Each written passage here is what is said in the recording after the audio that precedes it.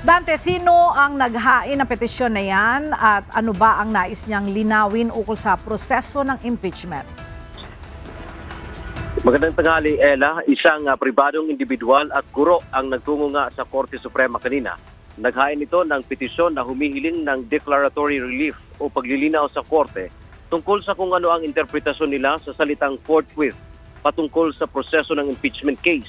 May mga magkakasalungat niyang pakahulugan kasi dito tulad ni Senate President Francis Chis Escudero at mga legal expert na may kinalaman sa impeachment case ni Vice President Sara Duterte. Ako po ay sa gitna and inaantay ko lang po or gusto ko lang po mangyari ano nga ba yung magiging interpretation ng Supreme Court. Nais din ito nga malaman kung maaari pa ba na mula sa 19th Congress ay tatawid ang impeachment proceedings sa 20th Congress.